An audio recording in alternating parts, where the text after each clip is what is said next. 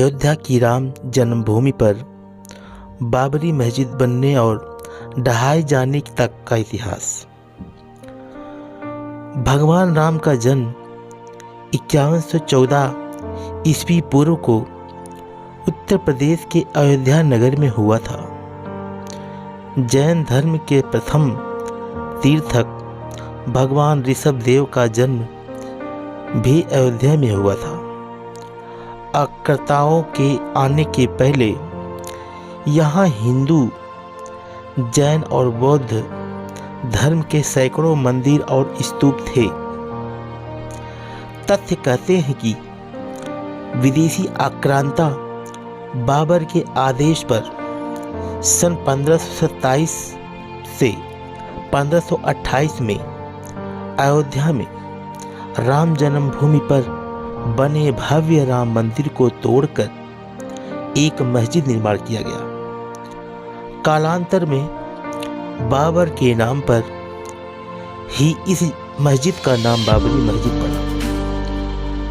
जब मंदिर तोड़ा जा रहा था तब जन्मभूमि मंदिर पर सिद्ध महात्मा श्यामानंद जी महाराज का अधिकार था।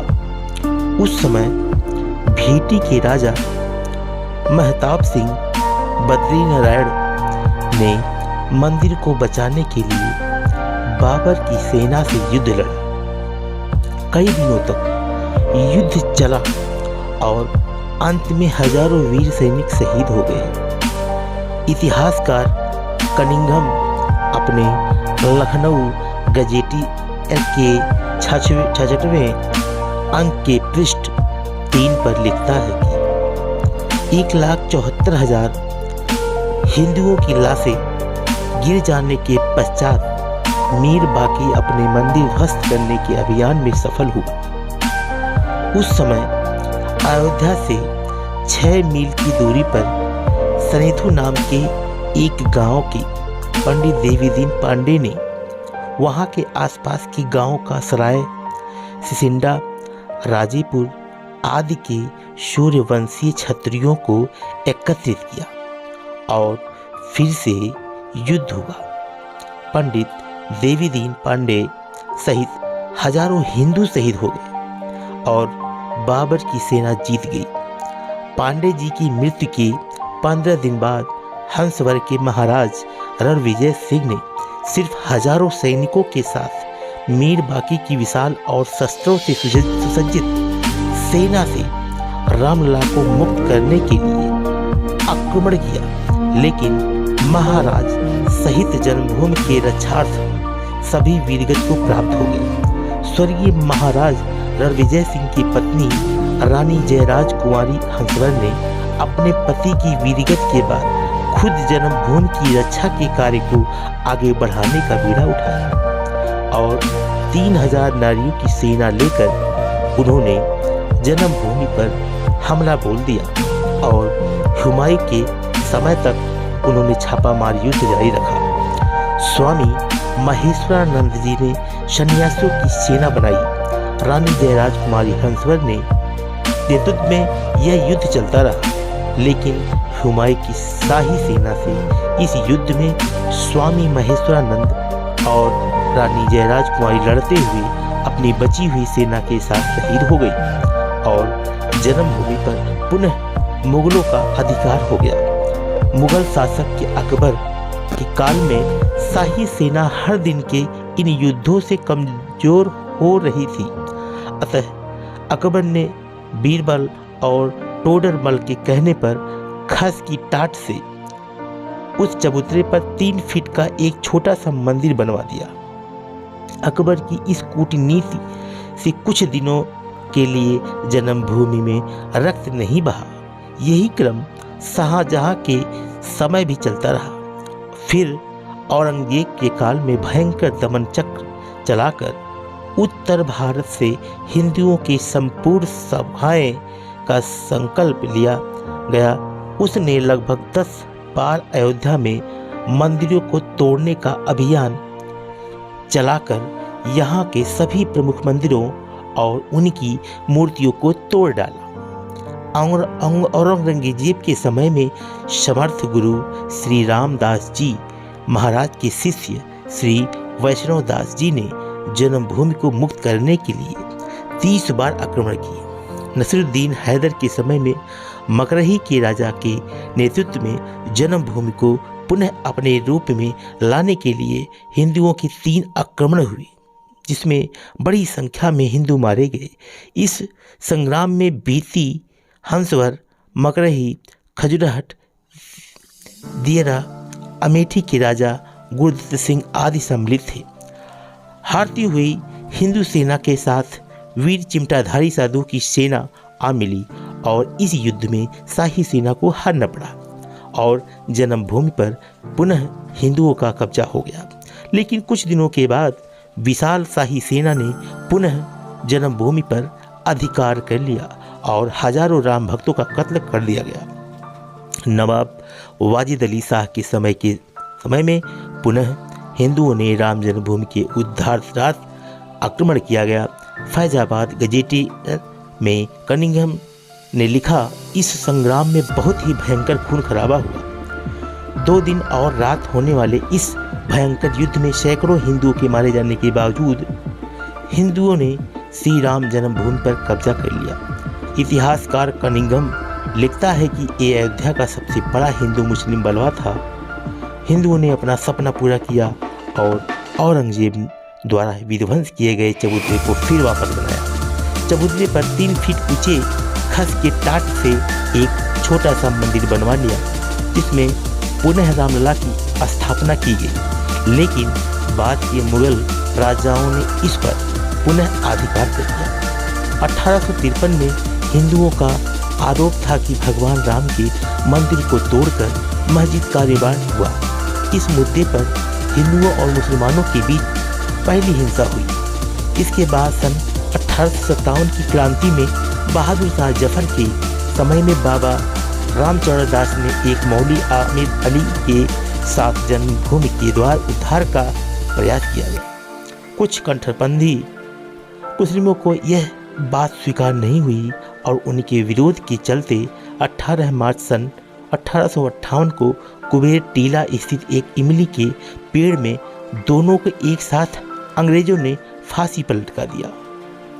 विवाद के चलते 1859 में ब्रिटिश शासकों ने विवादित स्थल पर बाड़ लगा दी और परिसर के भीतरी हिस्से में मुसलमानों को और बाहरी हिस्सों में हिंदुओं को प्रार्थना करने की अनुमति दे दी। 19 जनवरी 1885 को हिंदू महंत रघुबीर दास ने पहली बार इस मामले को फैजाबाद के न्यायाधीश पंडित हरिकिशन के सामने रखा था। इस मामले में कहा गया था कि मस्जिद की जगह पर मंदिर बनवाना चाहिए, क्योंकि वह स्थान प्रभु श्री राम का जन्म स्थान है।